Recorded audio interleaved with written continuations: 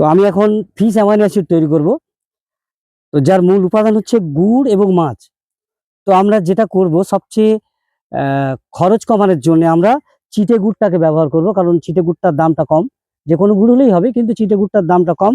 তাই আমরা চিটে গুড়টাকে নিয়ে ফিশ অ্যামাইনো অ্যাসিড তৈরি করব। সাথে সাথে মাছের ব্যাপারটাও একই, যে কোনো মাছ দিলে হবে, কিন্তু যেহেতু আমাদের খরচ কম করতে হবে, তার জন্যে আমরা যত কম দামি মাছ পারি সেই মাছটাকে নিয়ে আমরা ফিশ অ্যামাইনো অ্যাসিড তৈরি করব।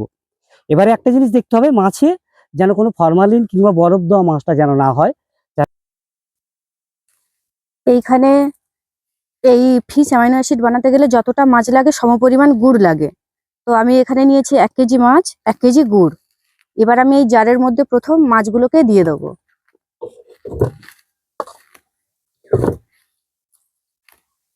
মাছটা আমার দেওয়া হয়ে গেছে, এরপর আমি গুড়টা দিয়ে দেবো।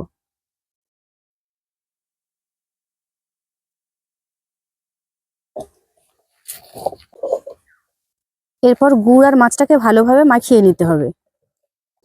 এবার আমি এই কৌটোর মুখে একটা নেট দিয়ে দেবো, দিয়ে এই চাপাটাকে হালকা করে এতে রেখে দেবো, পেঁয়াজ না দিয়ে হালকা করে এরকম চেপে রেখে দেবো।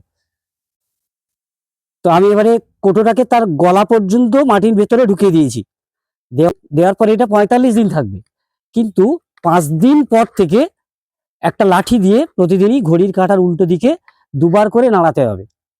নাড়ার পর ওইটাকে ছেঁকে আমি একটা বোতলে রেখে দেবো, প্রায় 6 মাসের ভ্যালিডিটি থাকবে। এটা আমার ফিশ অ্যামাইনো অ্যাসিড তৈরি হয়ে গেছে। তো এইটাকে আমি গাছে 1 লিটার জলের সাথে 3 ml ফিশ অ্যামাইনো দিয়ে গাছে স্প্রে করব। এতে গাছের রোগ প্রতিরোধক ক্ষমতাও বাড়বে, সাথে সাথে ফল ফুল ভালো মতো নিয়ে আসে।